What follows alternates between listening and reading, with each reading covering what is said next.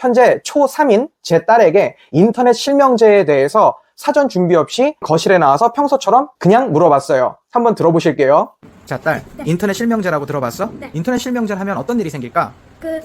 인신공격은 안 하게 돼서 학교 폭력은 잦아들 수 있긴 한데 자신의 진짜 생각을 표현하지 못하기 때문에 걱정거리가 더 생겨나긴 할 것 같아요. 들어보셨죠? 이 훈련이 논술의 핵심 중 하나이고 이것을 잘하면 글 전체 내용에서 중언부언할 필요가 없어지고 글을 썼다 지웠다 하는 횟수도 획기적으로 줄어들게 되어서 논술의 완성도가 올라갑니다. 함께하면 힘이 됩니다. 안녕하세요. 상위권쌤입니다. 오늘은 우리 구독자님 중 한 분이 다뤄달라고 말씀하신 내용이에요. 정말로 어머님들께 도움이 되고 그것이 자녀분들에게 완전 중요하면서 미래의 성적과 직결되는 내용이기 때문에 가능하면 끝까지 들어보세요. 충분히 그럴 만한 가치가 있다고 약속드릴게요. 먼저 오늘 내용 정리할게요. 첫 번째로 상위권 자녀를 만들 수 있는 어머님들이 실천 가능한 하브루타, 디베이트, 독서토론 이것들을 간결하게 한 방에 정리를 해드릴 거예요. 그리고 두 번째로 국어라는 과목의 본질이 무엇인지, 문해력이 무엇인지 알아보고 초등 논술은 어떻게 적용되는지, 그리고 세 번째로 메타인지나 비주얼 싱킹, 논술 프렙 잡기에 대해서 알려드릴 거고요. 네 번째로 초등 논술 교재에 대해서 예시를 좀 들어드리고 제 어머니가 저를 대원외고 보내실 때 실행하셨던 교재까지 알려드릴 거예요. 그리고 마지막으로 초등 논술에서 이어지는 중고등 실전 논술의 완성에 있어서 가장 중요한 요소를 심플하게 알려드리겠습니다. 영상 보시다가 중간에 포기하지 마세요. 끝까지 따라오세요. 첫 번째로 집에서 어머님들이 자녀와 함께 적절한 교재와 주제를 놓고 디베이트를 한다면 그것이 바로 하브루타식 교육으로 연결됩니다. 집에서 부모님과 자녀들이 독서 교재를 놓고 토론을 하게 된다면 그것이 독서 토론이 되는 것이지요. 그렇기 때문에 독서 토론과 디베이트, 그것을 통한 하브루타까지 가정에서 자녀들을 교육할 수 있는 겁니다. 학원을 보내신다고 하셔도 별도로 가정에서 이런 역할들은 꼭 필요하다고 생각해요. 이런 교육에서 가장 중요한 것은 부모님들의 지식을 자녀들에게 주입하는 것이 아니라 자녀들이 스스로 생각할 수 있게끔 자꾸 유도하셔야 된다는 것이 핵심이에요. 자녀들이 저건 왜 그럴까? 라고 생각하는 습관과 행동들이 상위권으로 갈 수밖에 없는 지름길이 되니까요. 어딘가에서 하브루타가 중요하다, 디베이트 하고 있냐? 그럴 때 흔들리실 필요 없이 적절한 교재를 두고 이거 어떻게 생각해 아들? 이건 왜 그럴까 우리 딸? 이렇게 질문을 놓고 자녀들과 대화하고 토론하고 논쟁하면 정말 최고의 자녀들로 키우실 수 있는 방법이 되는 거죠. 예를 들어 볼게요. 현재 초3인 제 딸에게 인터넷 실명제에 대해서 사전 준비 없이 거실에 나와서 평소처럼 그냥 물어봤어요. 한번 들어보실게요. 자, 딸, 네. 인터넷 실명제라고 들어봤어? 네. 인터넷 실명제를 하면 어떤 일이 생길까? 인신공격은 안 하게 돼서 학교 폭력은 낮아질 수 있긴 한데 자신의 진짜 생각을 표현하지 못하기 때문에 걱정거리가 더 생겨나긴 할 것 같아요. 들어보셨죠? 생각보다 잘하는데 저도 좀 놀랐습니다. 이렇게 교육을 해나가고 있거든요. 두 번째, 국어의 본질과 문해력은 어떤 것인지 그리고 초등 논술이 뭔지 이야기할게요. 문해력의 본질은 결국 말귀를 알아듣는 겁니다. 상대방이 하는 이야기를 논리적으로 알아듣는 것이 중요하다는 거죠. 그리고 논술은요, 거꾸로 내가 상대방에게 논리적으로 서술해서 알아듣게 하는 것입니다. 그래서 논술이죠.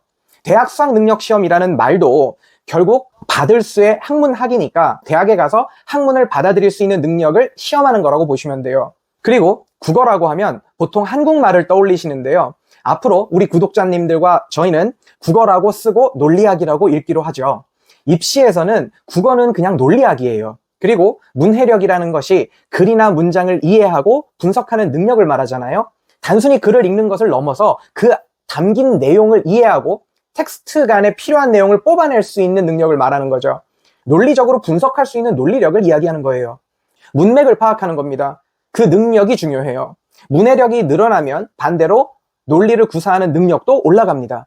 그게 논술이 되는 거죠. 어느 순간 내 자녀가 나에게 하는 말이 논리적으로 날카롭게 다가오는데 할 때가 있을 거예요. 그런 능력들이 키워져야 하는 거죠.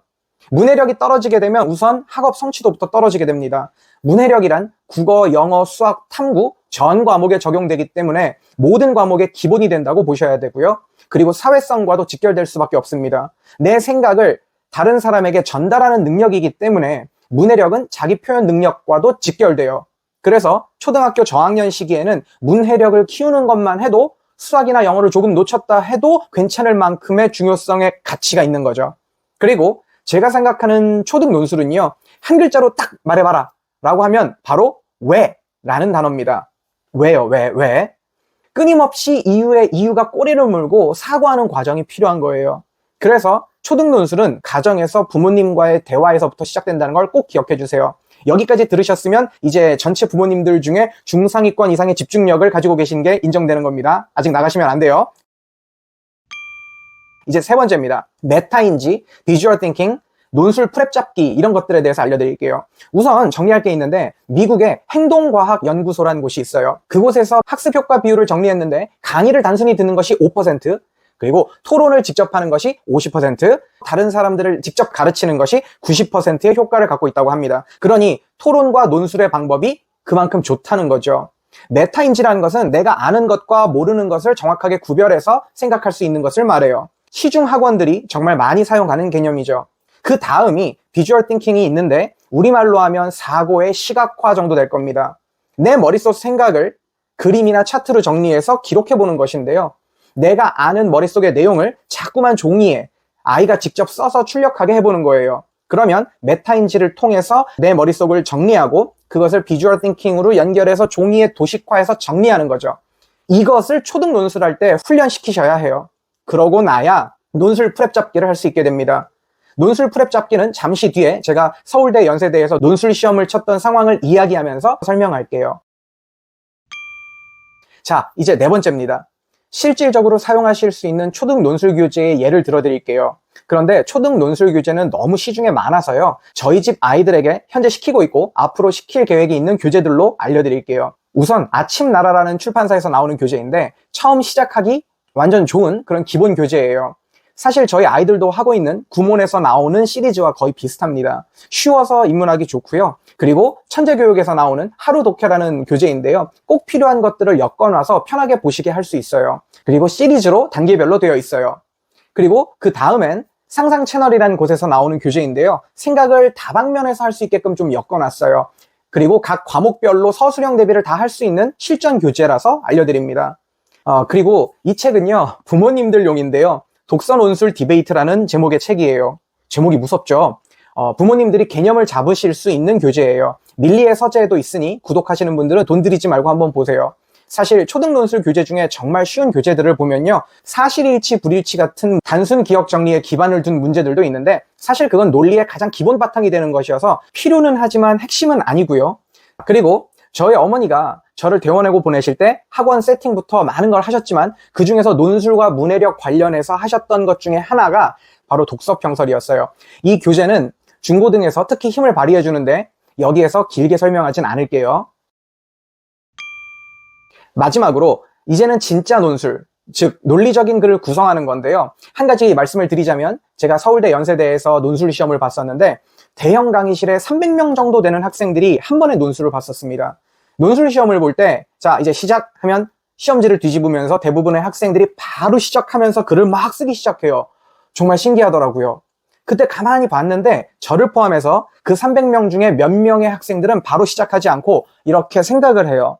몸을 기울이지 않고 상체를 세운 상태에서 있는 학생들이 서로 보였어요. 이 학생들이 지금 뭘 하는 거냐면 개요 작성을 하는 겁니다. 머릿속으로 생각하는 거예요.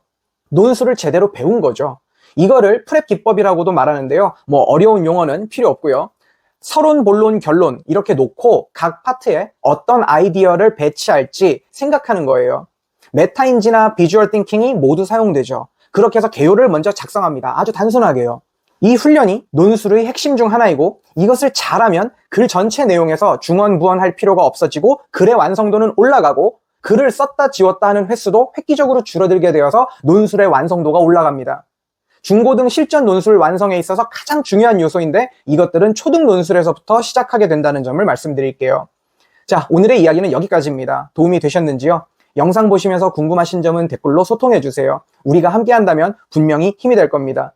오늘도 자녀들을 키우시는 많은 어머님들을 응원합니다.